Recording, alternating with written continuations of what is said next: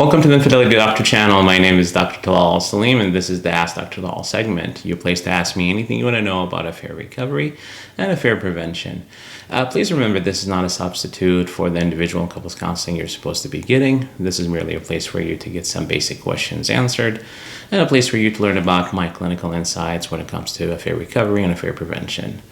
So before we get to the question of the week, make sure that you like the video and subscribe to the channel so that you can get the most recent updates. So the question of the week is as follows.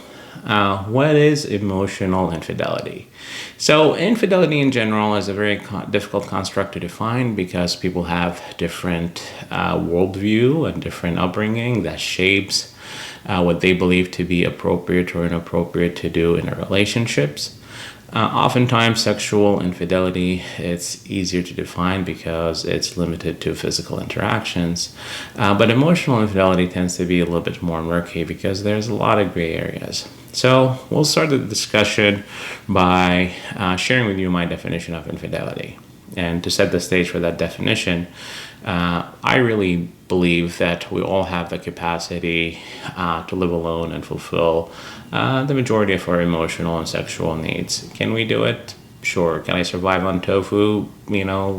Sure, but it becomes a quality of life type of questions, meaning life is more fulfilling when you actually share it with somebody else who can help fulfill some of those emotional or sexual needs that you have, which means that all relationships should have a relationship contract that identify what are the emotional and sexual needs that are expected to be fulfilled by the partners that we have in the relationship. The relationship contract should say how many partners should be in this relationship. Is it 1? Is it 2? Is it 20? And to what extent the emotional and sexual need fulfillment is exclusive to the partners that we have in these relationships.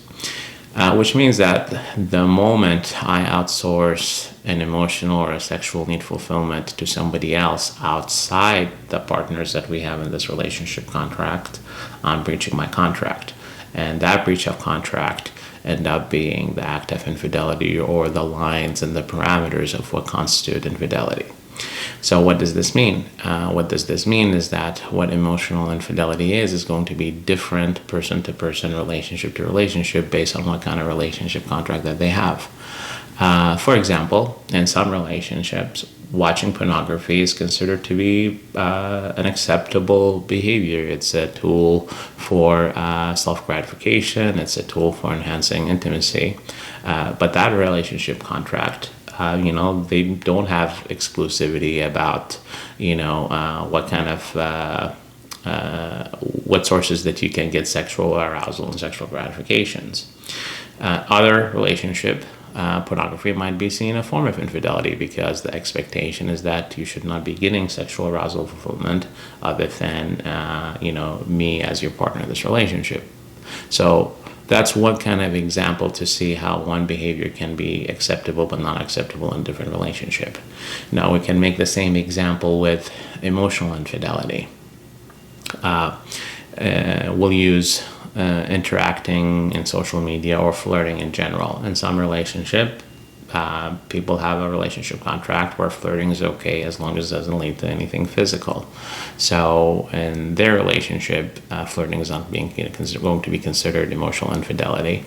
Other relationship, might they have a contract of, I'm not okay with you getting an ego boost by somebody else who's other than me. And in those situations, flirting become a form of emotional infidelity. But big picture, when it comes to an easy rule of thumb to define what's emotional infidelity and what it's not, think of it this way. If you have an expectation of emotional exclusivity in your relationship, you should not be fulfilling an emotional need for somebody that should be fulfilled by their partner. So, and you can make the same argument in reverse, meaning that you should not be letting somebody else take care of emotional needs that you have that were only supposed to be fulfilled by your partner. So the moment you got off your way to play the role of somebody else's boyfriend, husband's girlfriend or wife, right? you're overstepping those boundaries. And the moment you let somebody do the job that your boyfriend or girlfriend is supposed to do, you are stepping outside of those bounds. That's an easier way to look at it. But again, it goes back to what kind of expectation you and your partner have had in the first place. So hopefully that answers the question of the week. Feel free to leave your comments in the comment section below about the answer that you heard today, as well as suggestions or questions that you'd like to see me tackle in future videos. Until then, be well, be safe, and embrace the possibility for a brighter future. Take care.